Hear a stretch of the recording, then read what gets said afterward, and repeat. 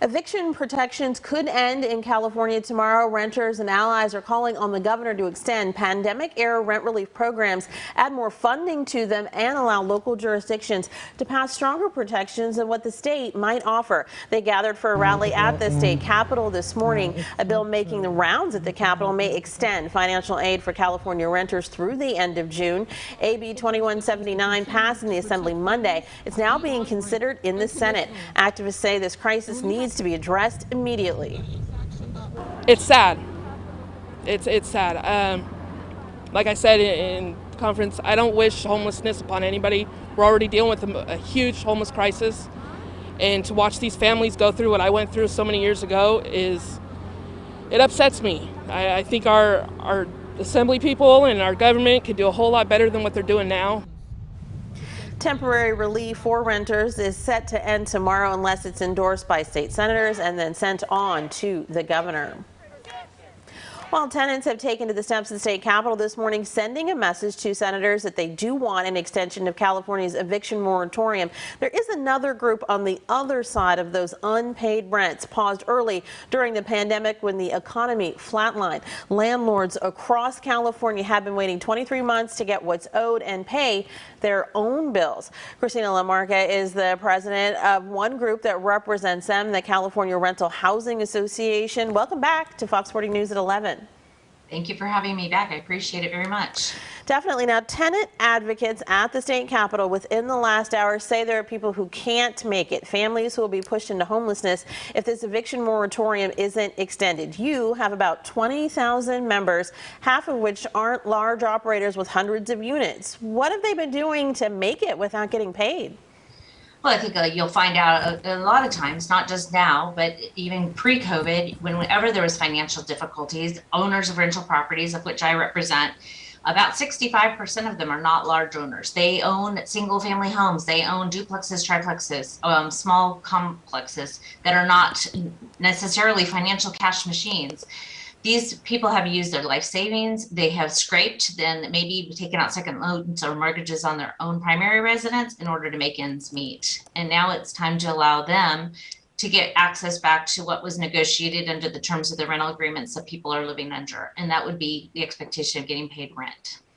Well, there have been several relief programs that have tried to assume some of the rent families haven't been able to handle. But at the state and city or county level, there have been technical problems, language outreach problems, delays with money just being dispensed even after everything else has been approved. For the state, we're talking about ERP, the Emergency Rent Relief Program, and in the capital city, the Sacramento Emergency Rental Assistance Program, or SARA, too. How have they been working on the landlord side? Has it been easy for landlords?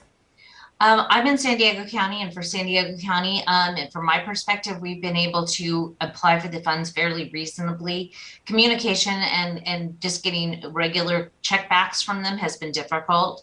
The state program, the Housing is Key program, has been running very, very well. And I've met personally with the people running the program, and I feel like they've been very easy to communicate with. And as far as getting things tracked down that, maybe got muddled up in the system someplace, they've been very helpful with that.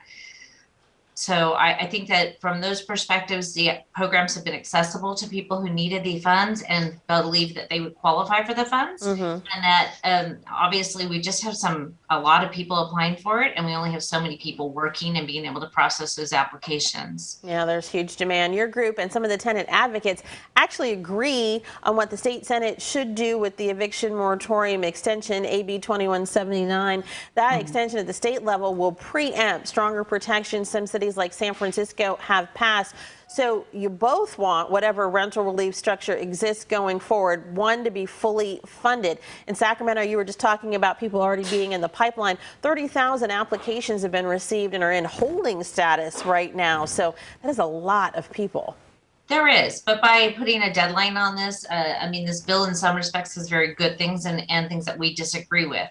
But as far as putting a deadline on getting those applications submitted, I do believe that the people who've been seriously affected by the pandemic over the last couple of years have had the opportunity now for almost 2 years to get access to these funds and qualified for the funds. And so I think that by putting a deadline on it, at least it kind of maybe gives hope to those in the pipeline that their application will be addressed sooner rather than later. and that they will not be competing necessarily with more applications that are coming down the line. So I do think that some of these people who are in the pipeline should feel hopeful that this will help them get to the top. But for Cal RHA, when it comes to the cities and the other jurisdictions that have passed stronger protections, that is not something that you're in favor of right now. Correct. Okay. Correct. I mean, the state's protections that are in place are what we believe to be adequate and reasonable as far as just protecting those that need the protection while they're in the system and getting that support that they need. But as far as putting in more restrictions, that just makes it more difficult and more costly and more challenging to provide rental housing in the state of California. All we really want to be able to do is provide people homes. And when you make it more challenging for us to operate, it creates additional challenges that we would like to, avoid. And just, to that point, many believe landlords have tomorrow the end of the eviction moratorium circled on their calendars, ready to race to the courthouse, eager to kick struggling people out of their homes. But that is not the sense you have among your members, right? Absolutely not. I don't personally have a heart on that day by any means. We are in the business. We wake up every day wanting to provide people homes. I'm not in the business of evictions. That is a very, very costly, very, very last resort for us. It's expensive. It's time consuming. It does nothing to help us or the resident at the end, honestly, unless there's some serious issues that we would have to go that route. Right now, what I want to do is encourage my residents who have not qualified for the program and have found themselves behind, contact me, make payment arrangements, contact your housing provider, make a payment arrangement with them that's acceptable to both of you, and let's get things back on track the way that they would have been without the protections. Our owners and our providers, the housing providers, will work with you. All righty, Christine LaMarca, thank you so much. All of us going to be watching to see what the state Senate does with this issue today. Absolutely. Thank you. Thank you. Bye-bye.